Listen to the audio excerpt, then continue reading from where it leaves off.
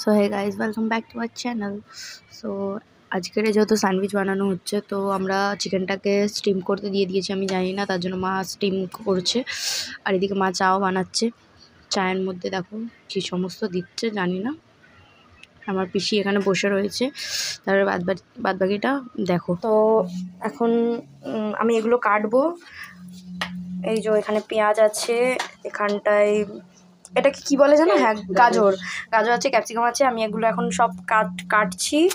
এবার কাটার পর এগুলোকে ম্যারিনেট করতে হবে। আর মায়ের চা অলমোস্ট রেডি হয়ে গেছে। হ্যাঁ, চাটা আমরা সবাই মিলে খাবো, এনজয় করবো। এখন স্যান্ডউইচ বানানো হবে, স্যান্ডউইচটা সবাই মিলে খাবো।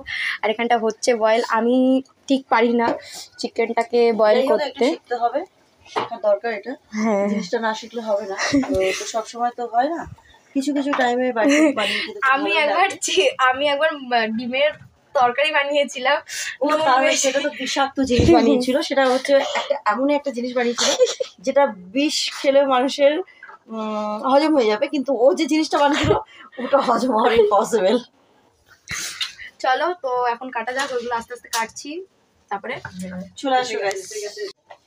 জিজ্ঞেস করতে তো এখন চিকেনটা বয়েল হয়ে গেছে, আমি গ্যাসটা বন্ধ করে দিলাম। আর পিসা চলে এসছে আমাদের চাও কমপ্লিট হয়ে গেছে। ঢেলে দিয়েছে চাটা। এবারে চলো খাওয়া যাক চাটা। কতটা টেস্টি হয় ওটা নেক্সট পার্টে বলবো আমি। চলো এগুলো আগে কাটি।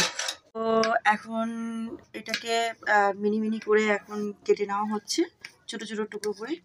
তো এই যে কুক করে, এই যে মিনি করে একদম কুচি কুচি করে ক্যাপসিকামটা কেটে নেওয়া হয়েছে। এবার তো গাজরে হাত দিয়েছে, মানে এই যে আমার কুকটা, ছোট কুক মানে সবাই শিখছে। তো সে এখন দেখো অবস্থা, দেখো ছাড়াচ্ছে। এরকম করে ছাড়ালে পুরো অর্ধেক মাংস বেরিয়ে যাচ্ছে। যাই হোক, শিখতে হবে। তো সেইভাবে করছে। তো চলো দেখি কিরকম ভাবে কি তৈরি করে।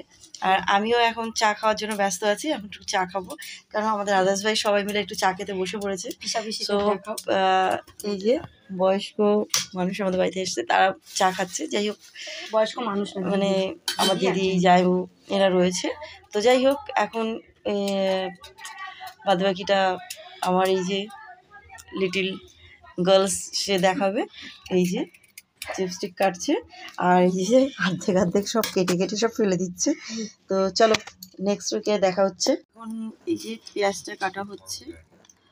পেঁয়াজ কাটার পরে এখন বুঝতে পারছি তো যাই হোক, এখানে একটা রুটি স্লাইস রুটি আছে।